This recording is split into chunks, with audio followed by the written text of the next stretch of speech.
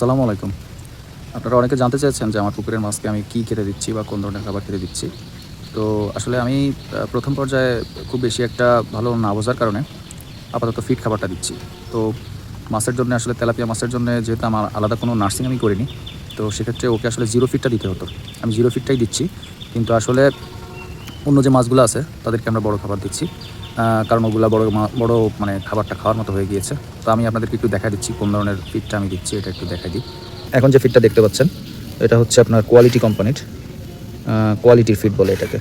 এই যে zero size মনোসেক্সের তেলাপিয়ার জন্য এটা একদম জিরো ফিড। হ্যাঁ, এটা আমাদেরকে বলা হয়েছিল। তো আমরা এটা 400 গ্রামের মতো প্রায় দিচ্ছি।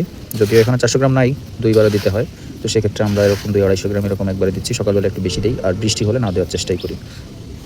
আর এই যেটা এটা দেখতে পাচ্ছেন, এটা আসলে আমাদের এই বাগেরহাটের একটা কোম্পানি তিতাস। আমি আপনাদেরকে এই সম্পর্কে বলবো। তো যাই হোক, এই ফিডটা আমাদের অনেক চাষিরা খাওয়াচ্ছেন, আমি অনেক ফিডব্যাক নিয়েছি, মোটামুটি তারা বলেছে ভালো।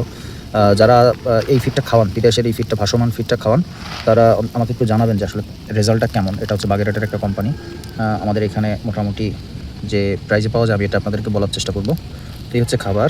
তো আমি আপনাদেরকে একটু দেখাই কীভাবে আমি খাবারটা দিই এবং খাবারটা দিলে এরা কেমন খায়। ওয়েদারটা খুব খারাপ, আকাশে অনেক মেঘ। সকালবেলা এখন 11টা একটু বেশি বাজে, 11টার মতো বাজে।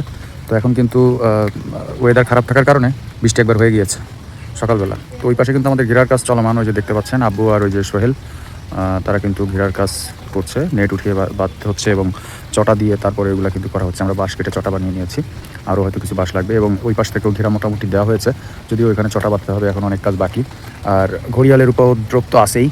তো তারপরেও চেষ্টা চলছে আসলে যতদূর যা করা যায়। ওই যে মনোসেক্স 2-1টা দেখা যাচ্ছে। মনোসেক্সের মাছগুলা, এই তেলাপিয়াগুলো আসলে সব এক এক জায়গা থেকে ঘুরে বেড়াচ্ছে।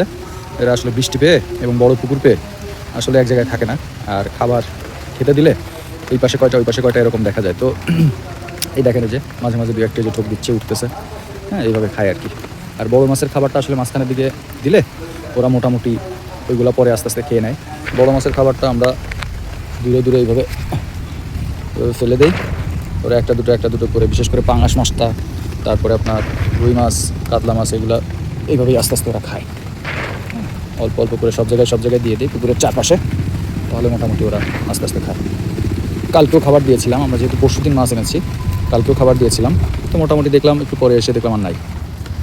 খাবার দেওয়ার পর আসলে সব যে মাছেই খায় তা কিন্তু না, কিছু খাবার তো আবার তলেও চলে যায়। তো এই জন্য আমাদের মূলত মৃগায় মাছটা ছাড়তে হবে। মৃগায় যে মাছটা বলে, ওরা তলের খাবারটা খায়। হ্যাঁ, তো এরকম সব ধরনের মাছ দিলে মোটামুটি পুকুরের খাবারও কম লাগে এবং সব মাছ খেয়ে মোটামুটি বড় হয়ে যায়।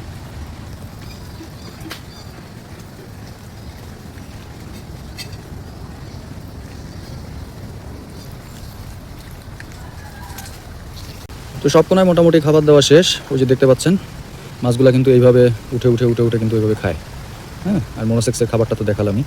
ওরা ওইভাবে দল থেকে উঠে ওইভাবে একটা নিয়ে ডুবে চলে যায়। ভালোই লাগে দেখতে। আসলে এটা আমার একটা ড্রিম প্রজেক্ট ছিল।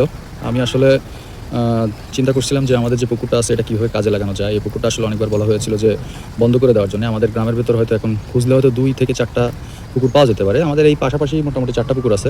ওই পাশের দিকে সব জায়গার পুকুর কিন্তু বন্ধ হয়ে গিয়েছে। আপনারা মাছ ছাড়বেন, ভালো সুন্দর করে আশপাশের গাছগুলো সুন্দর করে কেটে দেবেন। এখানে যে পরিমাণে গাছ ছিল আপনাদের আসলে এটা আমি দেখাতে পারিনি, যদি তখন আমার পেজটা তৈরি হয়নি। আমি তখন কিন্তু এগুলো দেখাইনি। আমার অনেক গাছ ছিল যে গাছগুলো কেটে ফেলতে হয়েছে। তার কিছু গাছ আপনাদের দেখাই, যে এই পাশে দেখতে পাচ্ছেন, এই গাছগুলো কিন্তু একটু দূরে বিধায় কাটা হয়নি। যদি এগুলো ক্ষতি করবে পুকুরের, তারপরেও কিন্তু কাটিনি। কিছুদিন হয়তো পরে, 1 বছর পর বা 2 বছর পরে একটু সাইজ আসলে তারপরে হয়তো কেটে দিব। তো যাই হোক, ওয়েদার খুবই খারাপ, আবহাওয়া অনেক বেশি খারাপ হওয়ার জন্য আসলে আমাদের কাজেও অনেক কষ্ট হয়ে যাচ্ছে, আবার বাঁশ কাটতে হবে। তো আপনারা সবাই ভালো থাকেন, আমাদের জন্য দোয়া করবেন। আর ভুল ভ্রান্তি হলে বা আমাদের এই মাছ আমরা যেভাবে পালন করছি আর কি, এতে যদি কোনো প্রকার দোষ ত্রুটি থাকে অবশ্যই আপনারা সংশোধন করে দেওয়ার চেষ্টা করবেন। আর আপনারা অবশ্যই ভালো থাকবেন বর্ষার দিনে। হ্যাঁ, সবাইকে অনেক অনেক ধন্যবাদ। আসসালামু আলাইকুম।